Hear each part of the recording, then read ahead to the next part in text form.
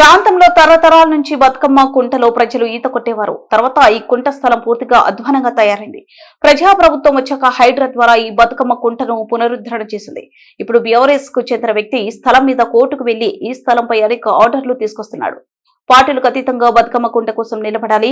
ఇప్పుడు ఈ బతుకమ్మ కుంట అందంగా తయారైంది. ఆహ్లాదకరమైన వాతావరణం ఉంటే దాన్ని ఓర్చుకోలేకపోవడం బాధాకరం. కేటీఆర్ ఈ అంశంపై స్పందించాలి, నోరు తెరవాలి. ప్రజలకు మంచి చేసిన బతుకమ్మ కుంట స్థలంపై సుధాకర్ ఆలోచనను మార్చాలి. జ్యుడిషియరీ ఈ బతుకమ్మ కుంటపై కమిటీ వేయాలి, నిజాలు తేల్చాలి ఆయన అన్నారు. దీనికి తప్పనిసరిగా ఇది బతుకమ్మ పేరే, దీని పేరు బతుకమ్మ కుంట.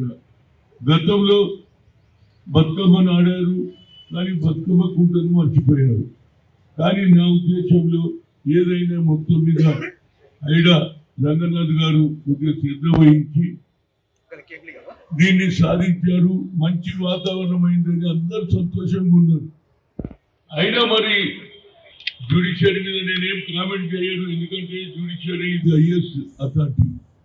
కానీ ఇంత మంచి వాతావరణంలో కూడా ఇవాళ కోర్టుకి వెళ్ళేదో ఆర్డర్ తెచ్చుకొని దీన్ని తీసేయాలి, ఆయన సొంత ప్రాపర్టీ అని చెప్తున్నారు. ఆయన సొంత ప్రాపర్టీ కానే కాదు, నా దగ్గర అన్ని కాగితాలు ఉన్నాయి. 5 లక్షలు 5 లక్షల అగ్రిమెంట్ చేసుకున్నాడు. అది కూడా చెరువుల 7 ఎకరాలు నాయే అని చెప్తాడు. అందులో 2 ఎకరాల వరకు కొత్త కూడా జరిగిపోయింది. ఇక మిగిలింది 5 ఎకరాలు. 5 ఎకరాలలో రంగనాథ్ గారు ఒక 4 నెలల లోపల మంచి వాతావరణం క్రియేట్ చేశాడు. దానివల్ల అందరూ కూడా సంతోషంగా ఉన్నారు. సంతోషంగా ఉండి ఇంకా బాగా జరగాలి, వాకింగ్ పిల్లలకు అందరికీ మంచి వాతావరణం వచ్చిందని ఇక్కడ చుట్టుపక్కల ఉన్న కాలనీ వాళ్ళు కానీ అందరూ కూడా బడుగు బలైన వర్గాలు అందరూ సంతోషంగా ఉండే సమయంలో ఒక పెద్ద అవాండం పెట్టి దీన్ని బతుకమ్మ కుంటను ఆక్రమించుకోలేదు, అది ఆయన స్థలమే అని వాళ్ళు చెప్తున్నారు. అది ఎంతవరకు కరెక్ట్ అనేది జ్యుడిషియరీ చూసుకుంటుంది. కానీ ఇది అన్యాయం. అరే ఇది బతుకమ్మ కుంట గతంలో వర్షాలు పడితే ఉస్మానియా యూనివర్సిటీ నీళ్ళన్నీ వచ్చి ఇళ్ళనే పడేది. రాను రాను అన్ని బిల్డింగ్లు అయిపోయినా నీళ్లు నిలబడనే ఉంటుంటాయి.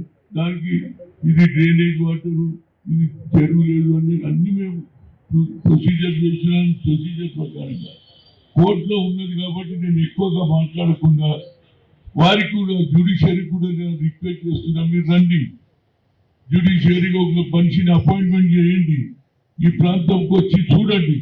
మాది తప్ప ఆయన తప్ప, కోర్టులో వాదించడం మీ న్యాయం, కానీ గ్రౌండ్ రియాలిటీ కూడా తెలుసుకోవాలి. గ్రౌండ్లో ఏమవుతుంది, వీళ్ళు ఇచ్చింది నిజమా కాదా, అది ఆయన కానే కాదు. వాళ్ళ ఆయన నారాయణ రెడ్డి, ఆయన ఇంటి పేరే బండి నారాయణ రెడ్డి అండి. ఆయన మొహమ్మద్ ఆజం దగ్గర మునీంగా పనిచేసేది. ఆయన ఇటుకలు తయారు చేసేది, డబ్బులు ఆయన ఇచ్చేది, మళ్ళీ ఇటుక కూడా మొహమ్మద్ ఆజం కొనేది. ఆ పోత ఆయన ఎందుకు రాసిచ్చిండో నాకు తెలియదు. కానీ ఆ 5 లక్షల బాండ్ పేపర్ మీద ఆయన కొట్లాడుతున్నాడు. దానికి అన్ని కూడా ఇక్కడ ఉన్న కొందరికి కొత్త డూప్లికేట్ లేఅవుట్ చేసి అది కూడా అమ్ముకున్నాడు. డబ్బులు ఇచ్చిండు వాళ్ళ మీద ఫోర్స్ తోటి ఆయన చేస్తున్నాడు. నేను ఇంకా పార్టీలకు కాదు కానీ ఇప్పటికన్నా ఆయన బీఆర్ఎస్ నాయకుడు. నేను కేటీఆర్ని అడుగుతున్నా, కేసీఆర్ని అడుగుతున్నా, అయ్యా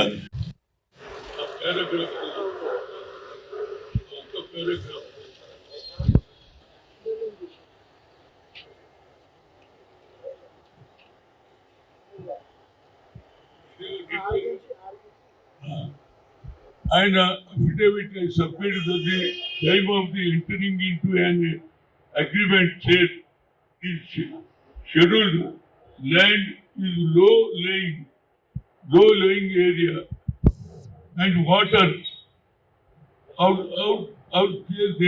there are after enclosing this agreement we are purchased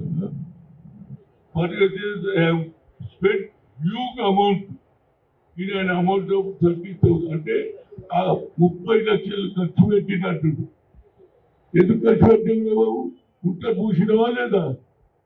గతంలో ఎన్టీ రామారావు గారు ముఖ్యమంత్రి ఉన్నప్పుడు మీరు దాని మీద ఎవరు తగ్గిస్తున్నాడు. దాని ప్రకారంగా ఆయన భూమే కాదు, ఇది చెరువు ఉంటే చెరువును పూర్తి చేసి కబ్జా చేస్తున్నాడు. ఇంతకంటే మరి జ్యుడిషియరీకి ఏం కావాలో నాకైతే అర్థం లేదు. పుట్టనే మూసిండు.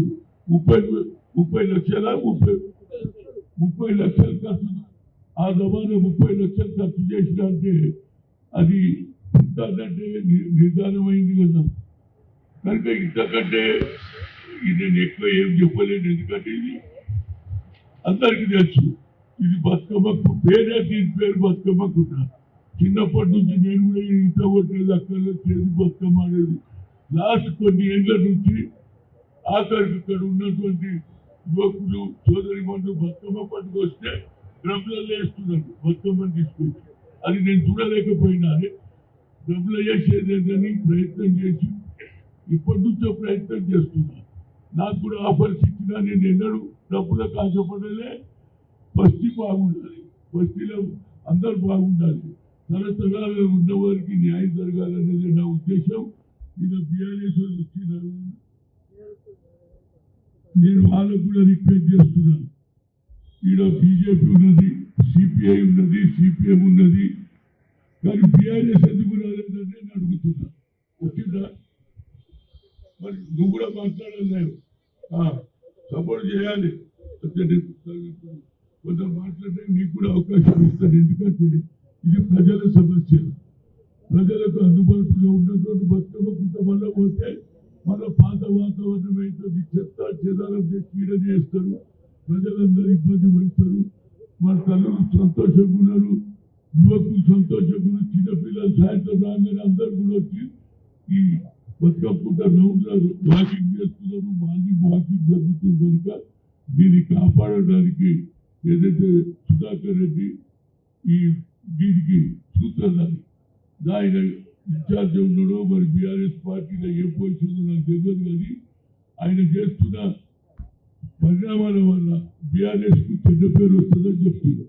ఎందుకంటే వాళ్ళు చెప్పాలి, మీ నాయకుడు తప్పు చేస్తుంటే అది మీ పార్టీకి ఎఫెక్ట్ అవుతుంది. నేను తప్పు చేసినా నా పార్టీకి ఎఫెక్ట్ అవుతుంది. కనుక ఎవరు పార్టీలు ఉంటారో వాళ్ళకు కూడా చేయాలి. ఇది అన్ని రాజకీయ పార్టీలకు అతీతంగా బతుకమ్మ కుంటను కాపాడుకుందామనేది మన ఆలోచన. ఇప్పుడు మా ఆనంద్ బీజేపీ నాయకుడు మాట్లాడారు. మీ పార్టీ గురించి ఒక వ్యక్తి ప్రజలకు అన్యాయం చేస్తుంటే దానికి మీరు సమర్థించడం న్యాయం కాదంటున్నారు. అందరికీ అడుగుని గంట బతుకమ్మ కుంట చిన్నకున్న ఎవరన్నా ముసళ్ళని అడిగినా చెప్తారు, పెద్దోళ్ళని అడిగినా చెప్తారు.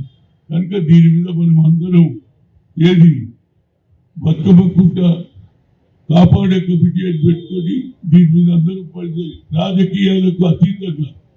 ఎందుకంటే ఇది అందరికి ఉపయోగమైనవి. ఇది నాకేం ఉపయోగం కాదు, నీకే కాదు, అందరికి ప్రజలకు ఉపయోగం. ఇందులో నో రాజకీయం. కనుక దీన్ని సాధించడానికి అందరం ప్రయత్నం చేద్దాం.